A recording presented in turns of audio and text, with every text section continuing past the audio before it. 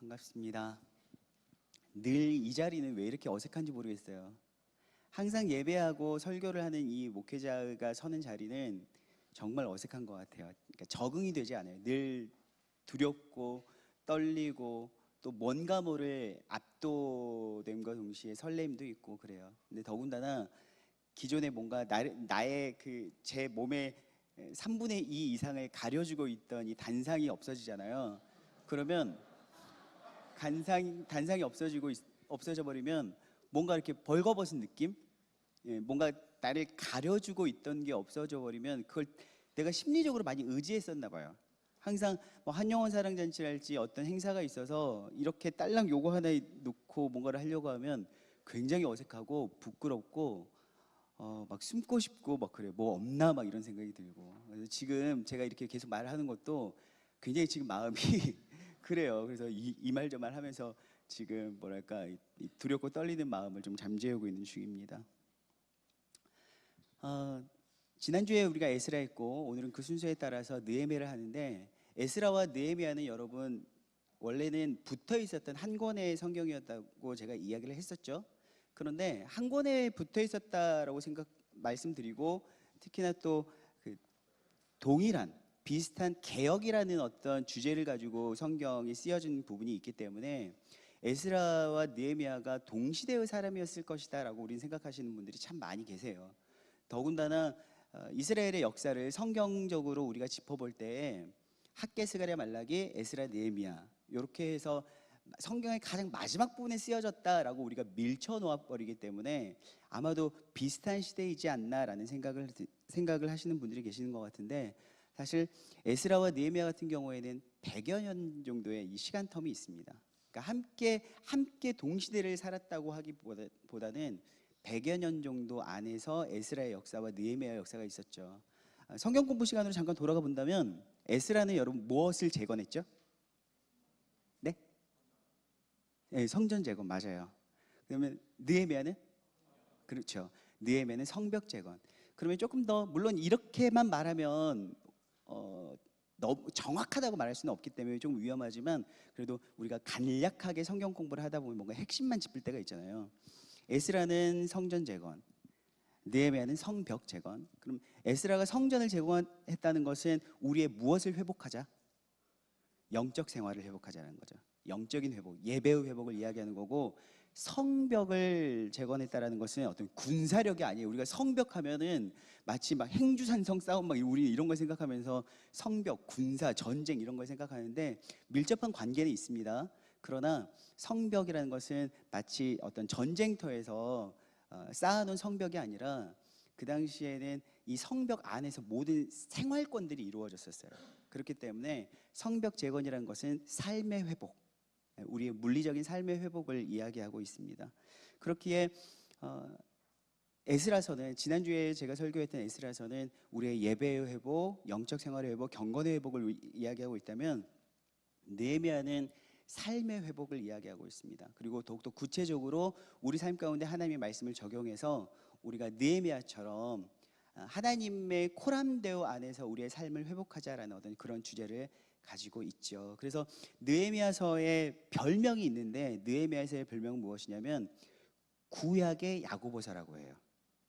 구약의 야고보서. 왜요? 그게 어쨌다고요? 라는 눈빛으로 보고 계시는데, 여러분 우리가 신약을 보면 신약에 서신서들이 있잖아요. 근데 바울 서신을 한마디로 표현하면 무엇을 강조했죠? 믿음을 강조했죠. 그렇죠? 이신칭은 믿음으로 구원을 얻는다. 그렇다면은 공동서신에 있어서 우리가 그 야고보서는 뭘 강조하고 있어요? 행함을 강조하고 있잖아요.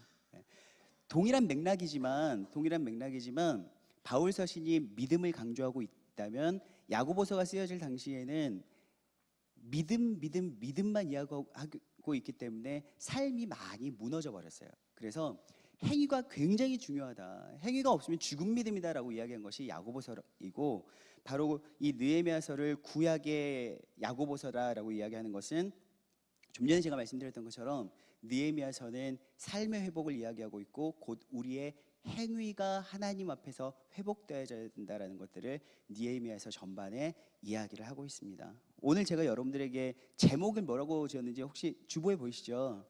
화면에도 나왔었죠? 네. 뭐라고요? 그래요. 신의 한 수예요. 신의 한 수. 전 느헤미야서를 보면서 느헤미야가 바로 신의 한 수였구나, 곧 하나님의 한 수였다라는 생각이 들었습니다. 성경을 쭉 보면요, 항상 인류는, 인간 세상은 선악과를 먹은 이후에 늘 위태위태했어요. 늘 위태위태했고, 하나님께서 은혜를 부어주시지 않고 하나님께서 그저 방치하시고 방관하셨다면 아마도 진작에 멸망했을 것 같은. 그러나 하나님께서는 참 운명의 장난인지 하나님께서는 그때그때마다 하나님의 대안, 그 시대에 하나님의 대안이 되는 신의 한 수격이 되는 사람들을 들어서 사용하셨고, 마지막 성경의 거의 마지막 부분에 쓰여졌던 이 느헤미야서도 마찬가지로 하나님께서 참 위기의 시대 때 하나님의 그 시대의 대안으로 신의 한 수격으로 느헤미야를 사용하셨다라는 메시지를 받았습니다. 그래서 오늘 제가 여러분들에게 말씀드리고 싶은 것은 바로 여러분들이 신의 한 수이다라는 겁니다. 여러분들이 이 시대 가운데 하나님의 대안이세요. 여러분들이 이 시대의 대안이고 신의 한 수, 하나님의 한 수입니다. 저는 바둑을 잘 모릅니다만 신의 한 수라는 말이 바둑에서 나오는 말인가요? 신의 한 수라는 어떤 영화를 봐서 그런지 모르겠지만 그 뭔가 뭐랄까요, 막 거의 패하고 있는 상황 가운데에서 그 한 수로 완전히 역전돼 버리잖아요. 그렇죠? 한국 교회, 그리고 더군다나 이 대한민국의 어떤 상황들을 보면 요즘은 조금 숨통이 트인다는 분들이 계세요. 저뿐만이 아니라 많은 분들이 그러실 거예요. 막 미담 제조기인 어떤 대통령님을 보면서 참 제가 간사하죠. 얼마 전까지만 해도 대통령이 님자도 안 붙였던 사람. 아무튼 요즘 조금 사회적으로 SNS를 보면서 방송을 보면서 조금 숨이 튀어지죠. 그렇지만 그럼에도 불구하고 아직 뭐 국가의 안보도 마찬가지고, 더군다나 방송이나 SNS를 저는 굉장히 보고 싶지 않아요. 목회자여서 여러분들의 삶을 좀 이렇게 함께 들여다보고 함께 나누기 위해서 SNS를 하긴 하지만 굉장히 사실 몸서리쳐지기 싫어하는 부분이 있습니다. 근데 보고 있으면 제일 거슬리는 게 뭐냐면 한국 교계의 현실인 거죠. 교계의 현실. 어쩌면 일반 사람들보다도 못한 도덕적인 윤리적인 의식을 가지고 하나님을 모독하고 하나님을 부끄럽게 하는 사람들의 모습들을 보면서 참 위기다. 한국 교회 진짜 위기다. 그리고 우리나라가 정말 위기구나라는 생각이 듭니다. 그럴 때 그럼에도 불구하고 항상 이 시대만 그랬던 것이 아니라, 우리나라만 그랬던 것이 아니고, 우리나라의 어떤 종교적인 교계의 상황만 그런 것이 아니라 늘 성경을 보면 인간들이 하나님 앞에서 살아가는 모든 인간 군상들의 모습들이 늘 위기의 연속이었다는 거예요.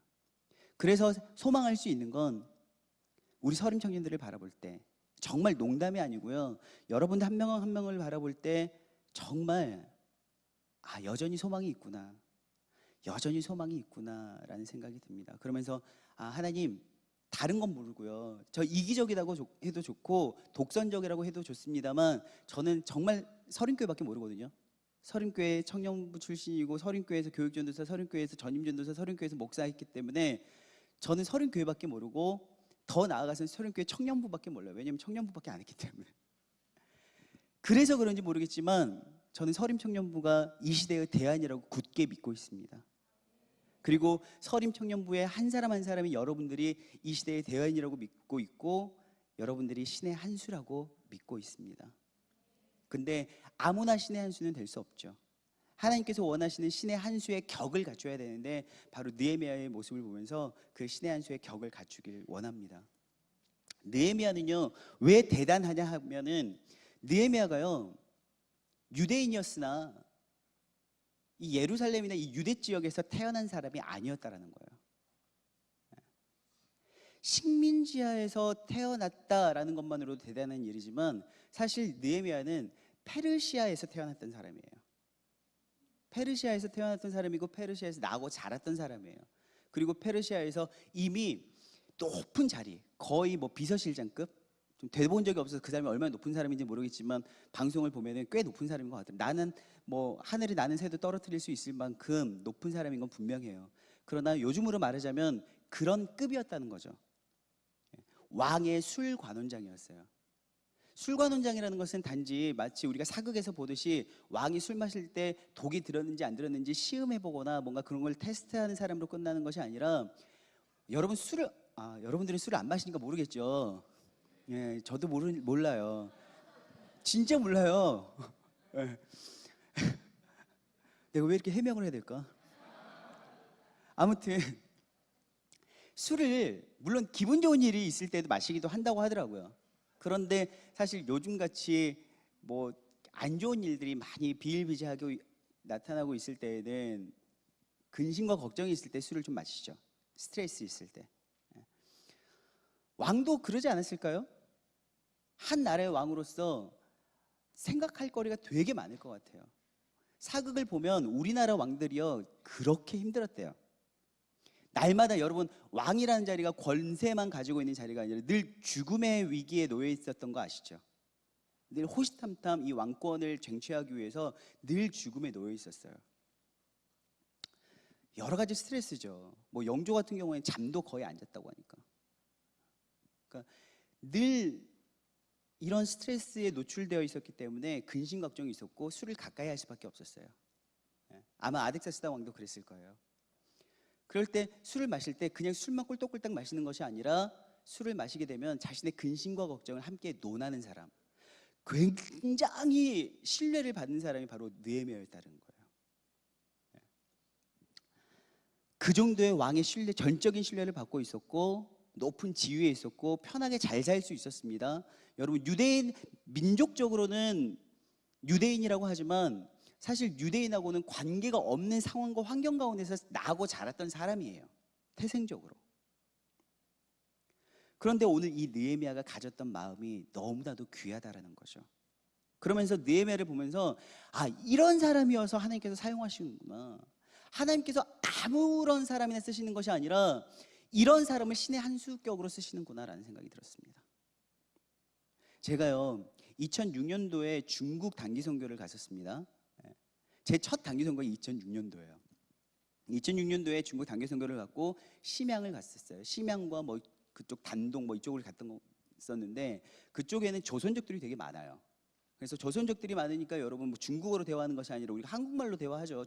여러분 영화 보셨잖아요. 영화나 드라마에서 조선족 사람들 역할을 한 사람들이 있으면 뭐 어떻게 했겠습니까? 막 이러면서 이렇게 우리는 말 잘하잖아요. 억양만 조금 마치 무슨 북한 말 쓰듯이 하지. 근데 진짜 조선족들이 그렇거든요. 우리나라 말 잘 써요.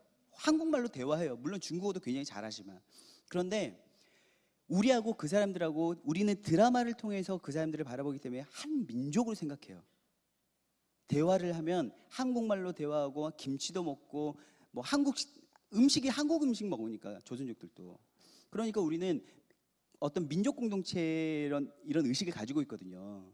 또 드라마를 통해서 그렇게 느껴지기도 했고. 그런데 실제적으로 조선족 사람들한테 여러분 이야기하면 그 사람들이 뭐라고 하시는지 아세요? 한국 사람 아니라고 해요. 우린 대한민국하고 아무 관계 없다고 해요. 우린 중국인이라고 해요. 왜요? 나고 자라면서부터 그들은 대한민국에게 어떠한 뭐 영향을 받지도 않았고 대한민국으로부터 어떤 혜택도 받은 게 전혀 없으니까 자기들을 지금까지 지켜주고 자기에게 혜택을 주었던 것은 중국이기 때문에 조선족들이 말이 조선이라는 단어 때문에 우리는 한민족이라고 생각하는데 실제로 조선족들은 그렇게 생각하지 않더라고요. 중국인이라고 생각하더라고요. 그런데 오늘 그랬을 때 이 느헤미야도 제가 단기 선교에서 만났던 그 조선족들하고 비슷했을 거예요. 페르시아에서 나고 자랐고 더군다나 고위 관직에 있었어요. 그랬던 그가 오늘 1600km 떨어진 유대 민족들, 우리 같은 민족인데 1600km 떨어진 그 땅덩어리에 있어서 작은 도시 예루살렘의 소식을 듣게 되는 거죠. 그런데 그가 어떡합니까? 그래? 그렇구나. 그 사람들 어떻게 살까? 라고 생각하는 게 아니에요. 금식하고 울며 기도하고 난리가 나요. 아마 우리가 이런 사람이 우리 주변에 있다라고 하면 여러분들 뭐라고 하실 것 같아요? 너 정말 대단하다 이렇게 생각하실 것 같아요? 아니요. 너 왜 이렇게 사삭스러워? 네가 언제부터 그렇게 민족주의자였어? 아마 이럴걸요? 네가 언제부터 그랬어요? 뻥치고 있네. 까불지 마. 근데 그 사삭스러운 민족주의자를 하나님께 쓰신다는 거예요. 오늘 이 느헤미야는요, 하나님 앞에서 자신이 왜 이 자리에 오르게 되었는지 모든 것을 하나님 앞에서 점검하고 계산하기 시작합니다. 느헤미야, 오늘 보시면 시간이 별로 없기 때문에 간단하게 쭉 이야기하겠습니다. 느헤미야는 우리가 신의 한 수격이 되는 이 느헤미야가 되기 위해서 우리가 어떻게 해야 되는가? 첫째, 동맹의식, 민족의식을 가져야 된다는 거죠.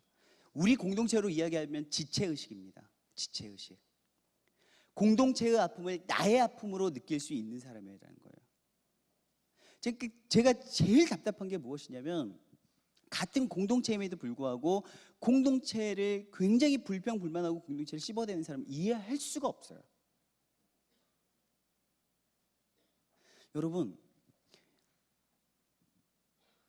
여러분들은 이해가 가시나요? 여러분들은 이 손톱에 가끔은요, 제가 종이에 이렇게 손을 베일 때가 있지 않아요? 종이에 손이 베일 때가 있어요. 그럼 그때 어때요? 그거 되게 아프지 않던가요? 작게 베었어요. 피가 살짝 스며 나오는 정도일 뿐이지만 손가락이 되게 아파요. 그래서 이게 하루 종일 신경 쓰여요. 발바닥에 옛날에 저는 이제 초등학교 때 나무 바닥이었거든요. 요즘은 그런 데 없죠. 초등학교 때 나무 바닥이었어요. 그래서 양말 신고 이렇게 다니다 보면 가시가 박히는 거예요. 이런 건 왜 이렇게 같이 느껴질까? 막 소름 돋고. 그렇죠? 발바닥에 가시가 박히면 요만한 게 박혔음에도 불구하고 걷는 것 자체가 되게 부담스럽고 걸음걸이 자체가 이상해져요. 막 이러면서 이만큼만 아파도 내 몸 전체가 그걸 함께 느낀다라는 거예요. 그런데 공동체 지체의식, 우리는 한 몸을 이룬 하나의 지체임에도 불구하고 공동체의 불편함이나 어려움들에서 막 불평하고 씹어대는 사람이 있어요. 쉽게 말하면 하나님께서 그런 사람 사용하지 않아요, 여러분. 그거는 냉철한 이성과 판단과 분별이 아닙니다, 여러분. 공동체에 대한 어려움을 불평과 불만으로 일관하는 것은 여러분 냉철한 비판의식이 아니에요. 그건 죄예요, 죄.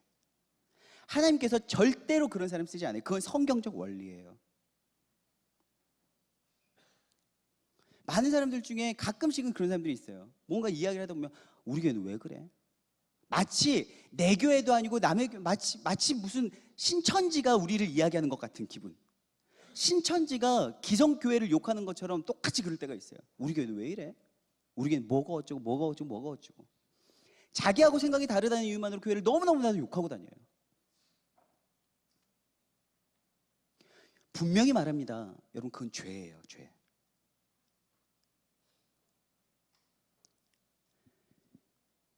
성경에서 하나님의 공동체에 대해 불평과 불만으로 나아갔던 사람들, 여러분 물론 어려운 부분을 정식적인 어떤 예티켓을 갖춰서 정식적 절차와 질서를 갖춰서 이야기하는 것과 불평 불만으로 험담하는 건 다릅니다.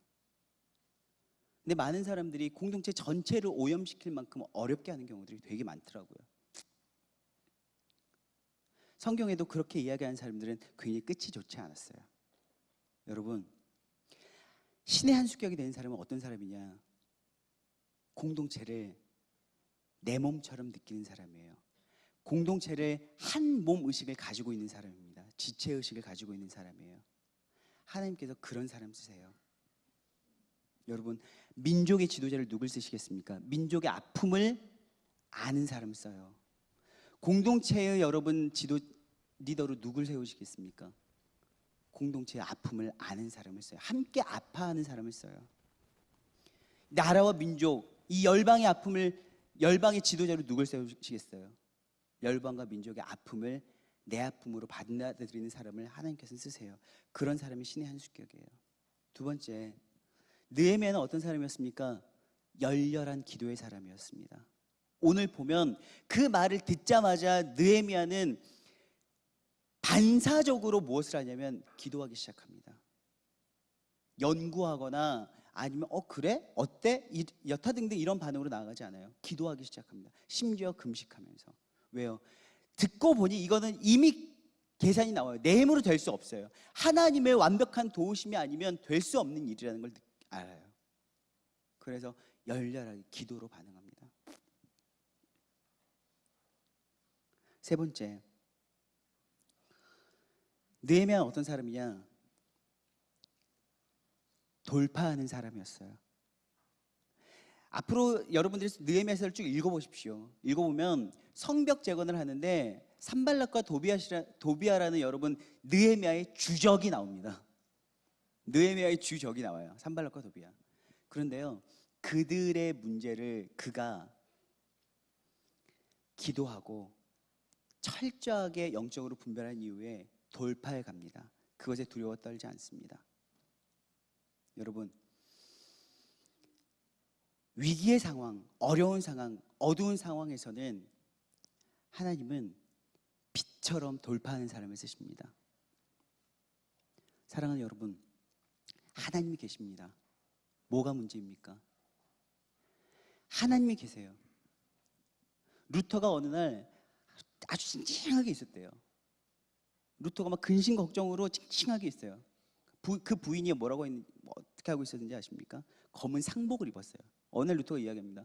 당신 누가 죽었어? 왜 이렇게 상복을 입고 있어? 부인이 뭐라고 하시는지 알아요? 저는 당신을 보아하니 하나님이 죽으신 줄 알았습니다.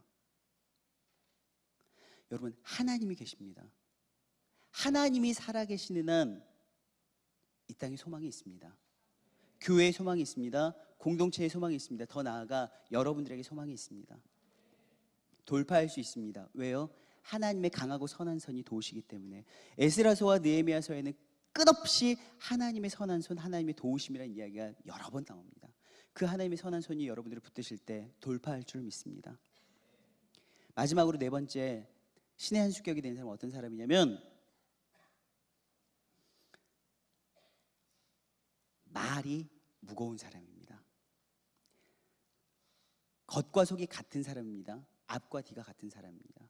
느헤미야서의 오늘 11절을 보면 느헤미야가 오늘 이렇게 술관원이 되어서 형통케 되었다라는 것, 그는 형통케 해달라고 기도합니다. 사회적으로 세상적으로 성공하게 해달라고 기도하는 거예요. 오늘 종이 형통하여 이 사람들 앞에서 은혜를 입게 하옵소서 하였더니 그때 내가 왕의 술관원이 되었느니라. 이렇게 그는 자신의 노력이 아니라 하나님의 도우심으로 기도해서 성공하고 형통케 되었습니다. 그런데 그가 형통케 되니까 어떻게 됐습니까? 하나님 이제 성공했습니다. 끝. 그동안 도와주셔서 감사합니다. 이제는 하나님 제 삶에 노터치. 하나님 더 이상 저도 귀찮게 안 할게요. 이게 아니에요. 성공한 이후에도 그는 여전히 기도의 사람이었고 여전히 민족주의자였고 여전히 자신의 공동체를 나의 몸처럼 생각할 수 있는 한결같은 사람이었어요. 정말 많은 사람들이요, 화장실 들어갈 때하고 나올 때하고 달라요. 앞에서 막 은혜 받으면 결단하고 기도하고 난리가 나요. 근데 그 뒤에 하루도 지나지 않아서 금방 변해버려요. 조금 하나님께서 도와주셔서 하나님이 하나님께서 도우셨습니다. 감사합니다. 하나님 정말 도와주세요 라고 하고 하나님 때문에 잘 됐습니다. 감사합니다 하는데요, 며칠만 지나면요 자기 힘으로 된 것 같아요. 하나님 없는 삶 살아요. 시종일관, 초지일관, 여러분 일관된 사람을 하나님께 쓰세요. 느헤미야서에서 말하던 신의 한 수격이 된 사람, 여러분들이 그런 사람이 되길 원합니다. 느헤미야의 이름의 뜻이 무엇이냐면 하나님의 위로예요. 우리 모두 이런 어려운 상황 가운데 살아가고 있잖아요. 하나님의 위로가 필요한 사람들이잖아요. 하나님의 위로가 필요한 청춘들이잖아요. 여러분들 다 느헤미야예요. 하나님의 위로가 필요해요. 그런데 어떨 때 하나님의 위로를 경험하느냐, 어떨 때 하나님의 위로와 도우심으로 신의 한 수격이 되느냐, 다시 한번 말씀드립니다. 첫째, 지체의식, 한몸의식을 가지십시오. 둘째, 열렬한 기도 사람이 되십시오. 셋째, 돌파하는 사람이 되십시오. 왜? 하나님이 살아계시기 때문에. 네 번째, 일관된 사람이 되십시오. 그러면 하나님께서 여러분들을 들어서 사용하실 것입니다.